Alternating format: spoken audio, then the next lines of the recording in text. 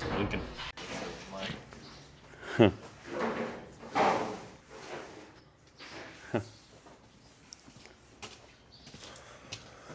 was up accidentally at 5 o'clock this morning and can't wake up. I didn't make it come off yet though. Oh, yeah.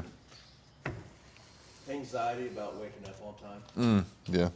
I tried falling back to sleep. Do you have a set time you go to bed? Yeah, I was probably asleep by 10:30 last night. And that's your set time that you go to bed? Set time in bed by 10 o'clock usually. You're good then. That's when you change from freaking out in the mornings to waking up too fucking early and can't go back to bed.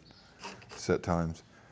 We're gonna go over the 16 gauge DeWalt nail gun. This is what we use for our vinyl.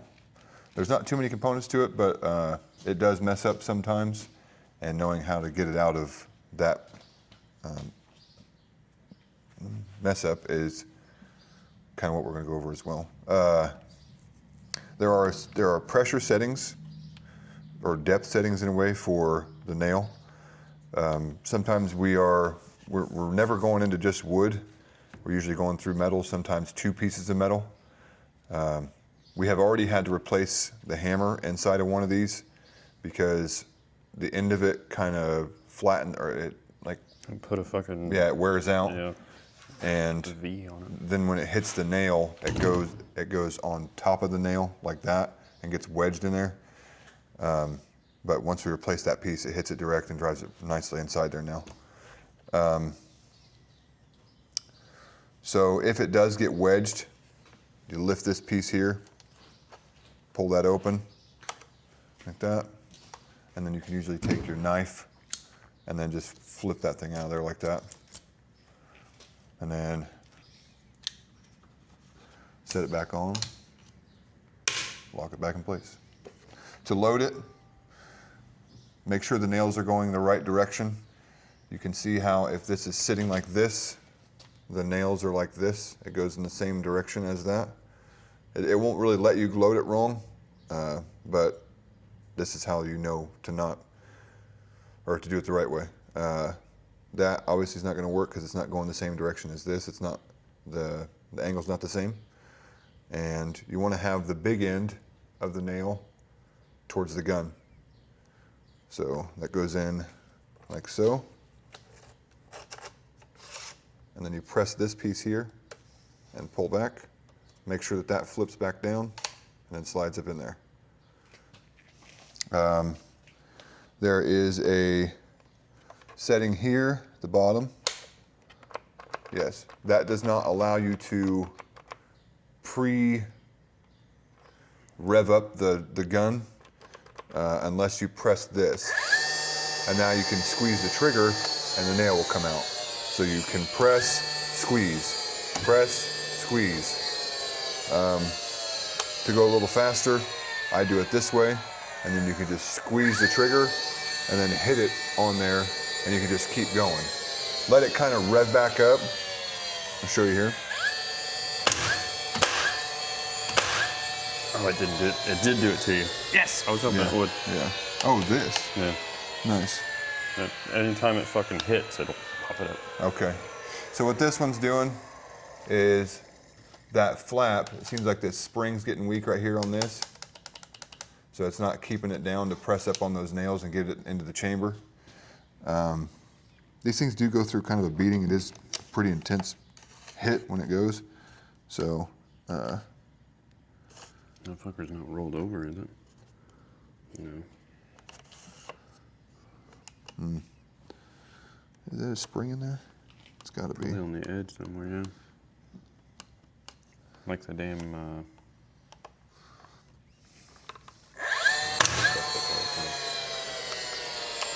and it's not like consistent. I think it's all in the position you hold it. We'll figure that out. But yes, you can press and hold. And here I'm letting it rev back up. If you don't let it rev back up, it loses power and you can see it's not driving it in there as fast or as far as it needs to. So make sure you give it just a second to come fully back up. And then you'll have a consistent drive all the time. Make sure you press that fucker down all the way too, because you'll end up doing this if you don't. Yeah. We prefer to have them flush. If they're past flush, it doesn't really matter. But like what he's saying, you'll get a feel for whatever you're working with, whatever material you're working with, to know how much when you pull the trigger and press down, how much you actually need to press into it. That matters, and that determines how deep it goes. This is a helper, but how far you're actually pressing down on this piece as you pull the trigger, that's gonna also determine how deep it goes. So like you can see here, all these last ones here, they're pretty flush. And I'm not gonna change the setting, but if I press it down harder, those are below flush. So that's something that you can work with while you're putting the seal on, putting these nails in. This is fine, being pressed in that far, that's fine, that's still gonna hold it, and you're not gonna have a customer that's gonna be upset about that. We prefer flush, but flush is gonna be harder to obtain, and if it doesn't get flush, then you have to get out a hammer and tap the nail the rest of the way in. So you're just gonna take more time. So start with too far, and then you can perfect it from there. Yeah, and where it matters most is usually on the top piece. If it's a long piece, because you'll start getting so many in, and then if you let it sag, it'll pull through. Yeah. Be very careful with weather seal when it's cold, because it'll pop way easier, especially on those long pieces up top. It starts to sag, and it'll just snap and let go, and then you have to replace it. And too close to the edge too. You don't Yep. want to get too close to the edge. You'll blow that corner out. Like 4 inches, 3-4 inches. From the end? Yeah. I usually do about 2.5, I would say. Yeah. Just to where I'm in the corner and the edge of my gun is Yeah. resting on the jam. About like that. Subconsciously put it right there. So that's about how far away you want it from the edge. Because again, if you don't, like he said, you'll just blow that end out and it'll crack. Usually warm or cold, especially cold. Mm-hmm. And then, I mean, you got the little piece here. yeah. I don't really fuck with that. I mean, sometimes it'll move, but you just push it right back up. I've heard it go backwards or something almost, and that's what this is. It'll get bound up. What A is nail? No, the drum inside there that's spinning. Like it'll do something weird, and you can press this, and it resets it or something like that. Okay. I'm not 100% what that is, but I think that's what that A does. little information. It's probably in the manual somewhere. Yeah. We obviously don't run into it too much, so you're probably not going to either. You'll always be supplied with the nails that we're going to use. Don't bring your own nails and do it that way. With this, I mean, we're going to go over this in the field as well with a video, but this is ideal. That's what we're going for. And then about every foot, you want 2 nails right next to each other like that. With bigger nails that we used to put in by hand, you could just go 1 nail in the middle every foot, but those nails were a lot longer and a lot thicker. So Yeah, bigger head on them to pull yeah, the vinyl in. this is also, let me see here. On metal wrapped buildings, a lot of them have, so I'd say it's half and half, where the metal stops before the jam finishes. Mm-hmm. So you'll have, the metal will stop in here. Well, let's see. The metal comes this way. It'll stop in here, like that. And then on other buildings, you'll have another piece that comes around and wraps on top of that. So wherever you're putting that vinyl is sometimes double wrapped with metal. We can always avoid that by coming in just a little bit. So when we do this, you can go over a little bit like this. Scoot away from that double piece, and it's easier on the nailer, and you're gonna get it through every time because you're only going through one piece of metal. But if there's only one piece of metal, stick to this where you're hugging that edge.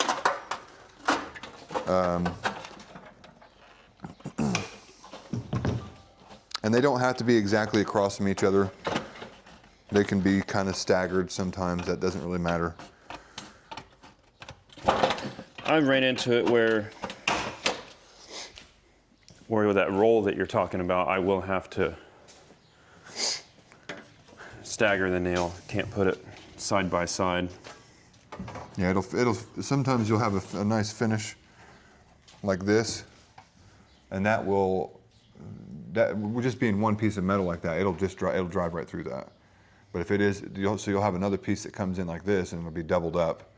And if you hit that double, this will go through it, but it's also harder on it, and that's when you start damaging that end. Mm-hmm. I prefer to stay away from it, but if you can't, and you have to scoot that nail way further over, and you just can't get it to go through, then we will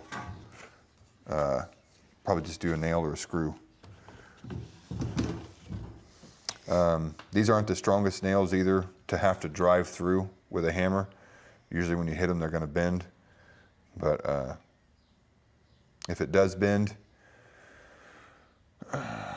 depending on how bad it is, you can just drive it to flat, or flatten it out and then try to put another nail in next to it. Some customers are picky about it, but a lot of them aren't. And we haven't had too many callbacks on nail issues, so I don't know we've had one in quite a while. Yeah, I don't remember any. So if it's rolled around like that, would you want to like stagger them how this is? Like or this. Oh, just closer together. Yeah, Right. You can just kind of avoid that edge. Mm-hmm. But yeah, you can also, it still does the same thing. Yeah. Like you can go, like let's say this is the piece of vinyl. You can go one here and then one kind of down here. Instead of right next to each other like that, you can go one off of the edge and then kind of down here and then like that to stagger them. I've done that before. This is as long as it's as uniform as you can be. This does not have to be perfect, but I don't want it looking like shit. So kind of keep it a little bit uniform.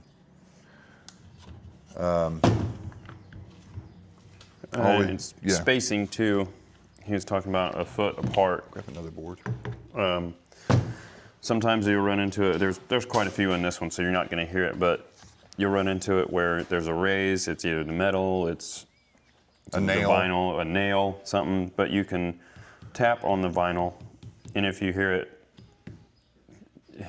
you're not going to hear the noise right now. But you'll hear a noise, and it sounds like it's smacking against something. Yeah. And then, so you just have to add extra nails in there where you hear that. Yeah, and you can look between the metal and the vinyl, and you can see slight cracks in it or slight raises in it.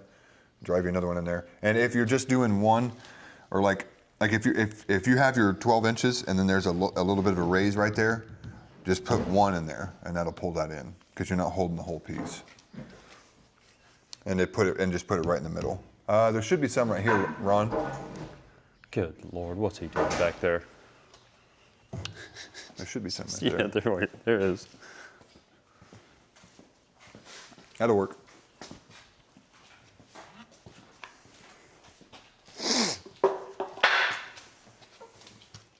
Geez, next time get us a 10-footer, huh? We're in Ron's world right now. I know. So this is the staple gun we use. We don't use a different one. We use this style, this model. We've tried different ones, but this one's the best. If you drop this once from any like a 4-footer or 6-footer, it's usually done for. They're very fragile, but they're very effective and it's a very powerful stapler.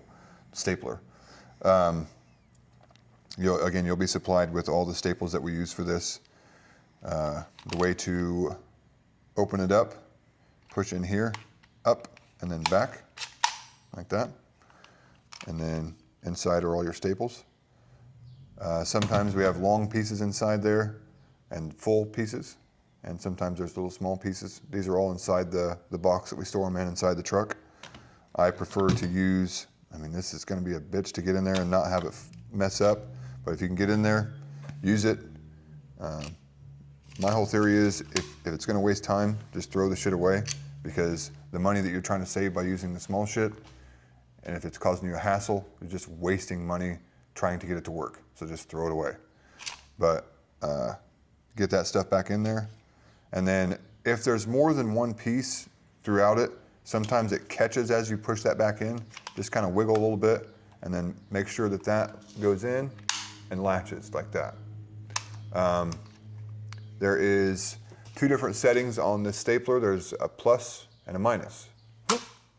This one's not going to drive it through as hard. That's going to drive it through what we have found where it should be.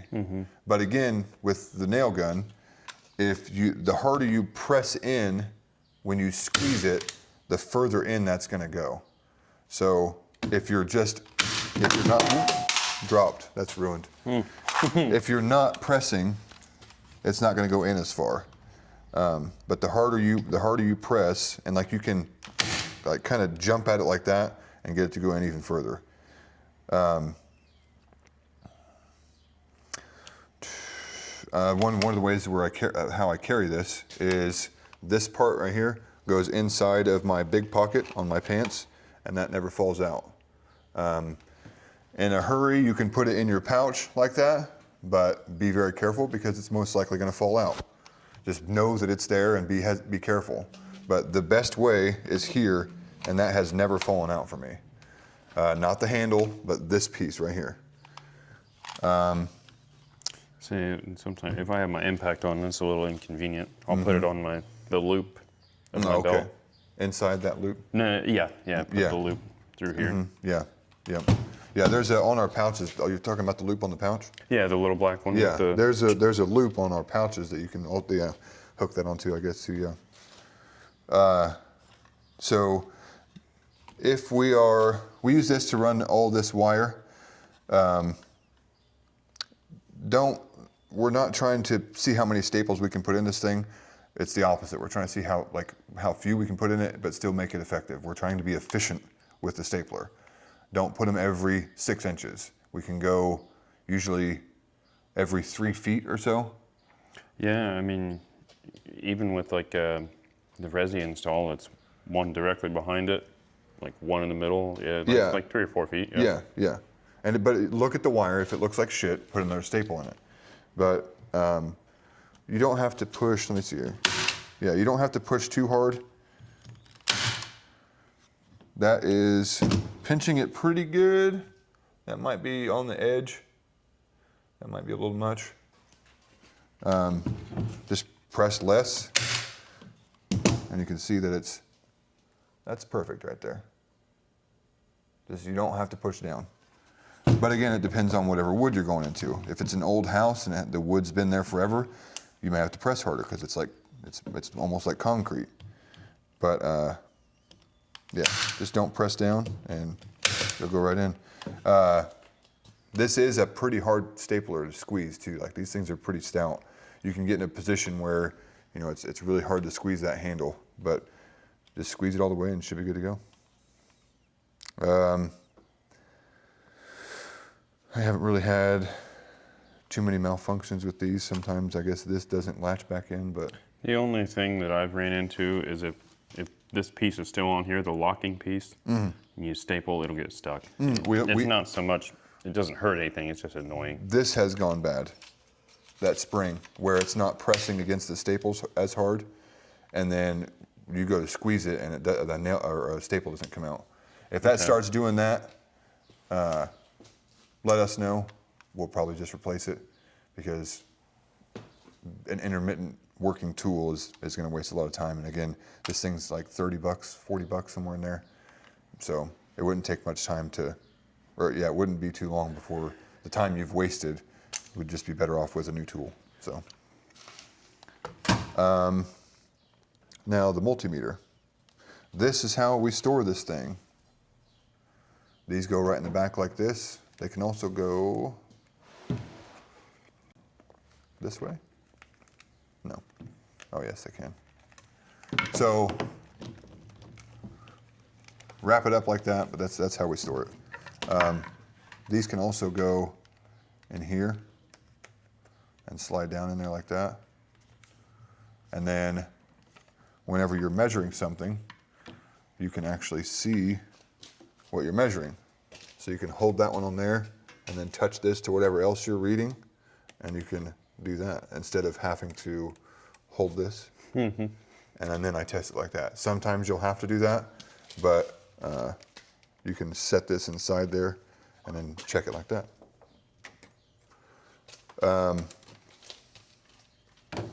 I'm going to, when I edit this video, I'm going to try to put, you guys can probably see those, but if it doesn't turn out on the videos, then I'll add an icon on the video that shows what we're actually talking about here. So the ones that we use the most are, let me see here. Fucking Wi-Fi, MVs. And So the first setting is volts. You can see the second setting. Tap that camera cam and see if that's on, or see if that is work. See if that's close enough. No. Yes. The first setting there is volts. The second setting is millivolts. This is not charging. It's good now. That second setting is millivolts. We never use millivolts. We just use volts. Here is a flashlight that turns that on. I think if you hold it, backlight for your. if you hold it, it turns that backlight on. Little flashlight for you. But I usually always turn that thing on because that screen's hard as hell to see. And then, let me see here. So that's the volt setting there. And you can also press function to change whatever setting that you're in inside there. So this has an AC setting and a DC setting.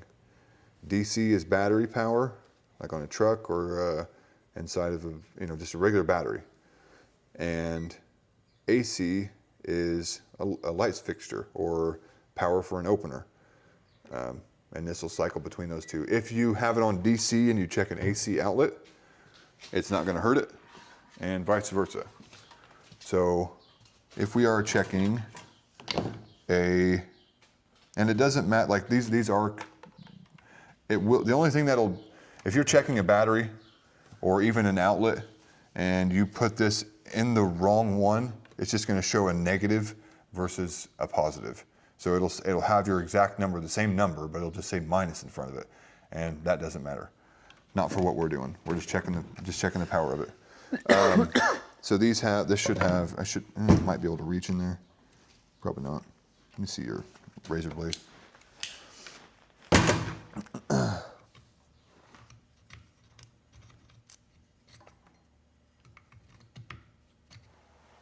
Please don't try this at home. You need to put that disclaimer on there. So with this battery, we're on DC, and we're working with 20 volts. Hold that up there. This. To the screen? Mm-hmm. Checking both sides, negative and positive. Shows 20 volts. Okay? Now switch that over to AC. Check the exact same terminals. Nada. I didn't know that it did that. Yeah. So it's saying, hey, switch the shit over, you're doing it wrong. I didn't even see what it said. It just flashed red. Well, it's reading. It's trying to, yeah.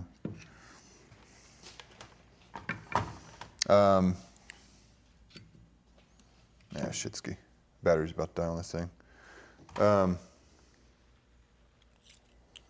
But checking AC volts. We can plug an extension cord in. Yeah, right there. Yeah, go snag me one. Well, that should read. Yeah. Just grab me an extension cord. Here. I've got the orange one. Oh, damn it. All right.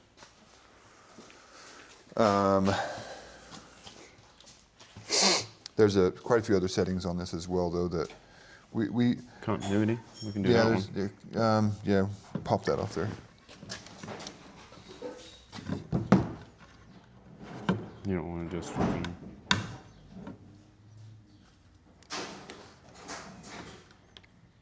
Let's do the red wire or whatever. You guys have a splitter on your trucks now. Mm-hmm. We got red. Yeah. Okay. Now, if we are in a situation where we need to check if a wire is good or not, broken behind the wall, broken from the photo eye to the opener, there's a setting on here that looks like the Wi-Fi emblem. Damn it! She died. What are these? It's double A's. It takes too long to change it. Go grab the one off of truck 3. All right. Ow. Intermission.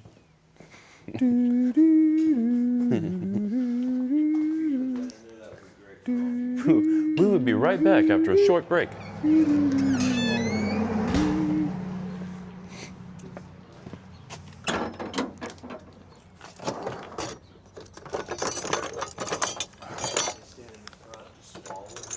Yeah. I just play that on repeat for when I sleep.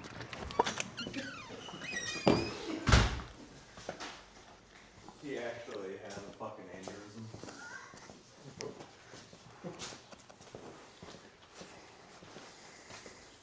Incorrectly stored. I would Never heard of her. swap those batteries out when you can. No, you're good for now. Yeah, that's why I left it out. All right, now we're going to switch over to AC. Hold on. I am just going to go into these prongs right here, the long prongs, not the ground, but the other two. So I just take that, shove it in there, take that, shove it in there. What we got? You usually turn orange. I don't think I'm connected. Let's try again. Different. On the AC, yeah. Mm-hmm. I don't feel like it's touching anything. Like this is like really deep. There it is. Hey, It's like fucking, it's like really hard to get. And there, and there. There we go. There she goes. So that shows how many volts this is. And it's red because that's kill you voltage. It can kill you. It probably won't. I've been hit by it like 4 or 5 times. Yeah. Not good. No, it's not nice. It It's locks your whole body up and an intense tingle. compresses your lungs and makes you make noises. But do not get hit by this. It's not safe. Like, be very careful with it. There is a metal piece that sticks out of this. Don't touch that while you're touching on power. That will zap you. I've never been hit by anything over 110. I imagine that anything over that probably will kill you. So be very careful. But also be very careful with 110 because from what we learned in school, it can still kill you. Yeah, and I think it's more the fact that it's an alternating current, and it makes you tense, and you can't react in between the tense, so you can't let go. Let me see here. So that's AC and DC. Now, another one is continuity. So this is, in this setting, there are 3 different options inside of this one setting here. So we press function until the one that we're looking for, looks like the Wi-Fi setting, or the Wi-Fi symbol, shows up on there. And that is going to tell us continuity, and that is if we have a broken wire or not. So if I touch these 2 together, it completes this circuit, and you get a beep, okay? And this one's fancy, and you get a little green light on top when you do. Wire's good. So we're going to test the red wire here. I'm going to hold this on the red wire. I'm going to hold, what? What did you just do? Touch my finger. Strange. It's because you're touching it with your finger there. Yeah, but no shit. There's no way.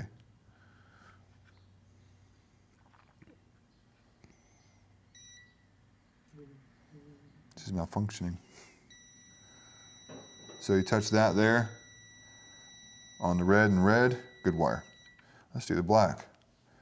Black, black. Bad wire. No, I'm kidding.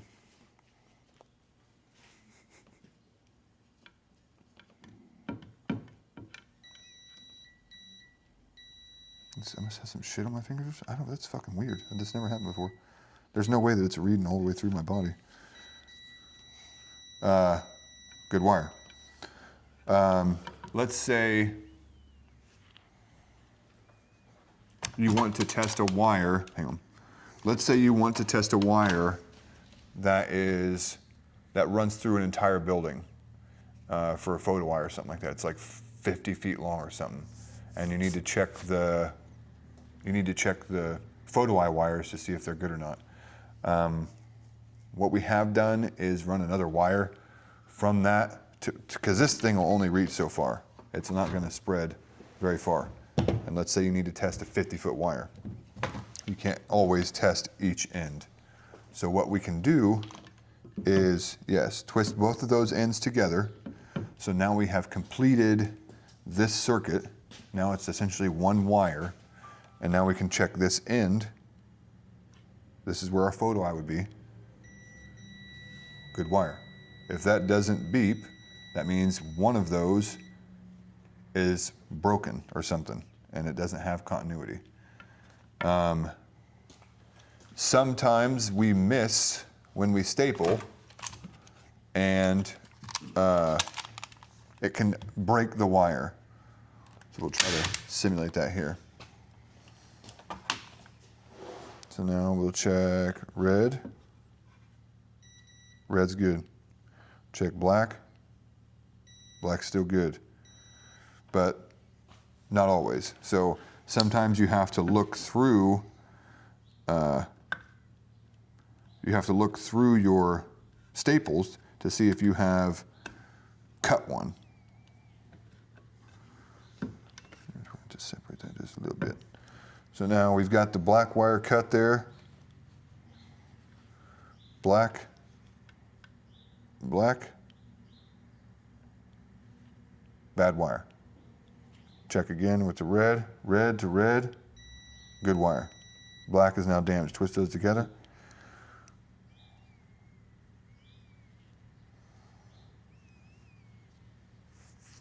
One of those wires is broke. No beep. Okay? The other setting that we can use on, it's within the same one as, I think it's that one, or maybe it's the next one. I don't remember, but I think it's this one. It's microfarads.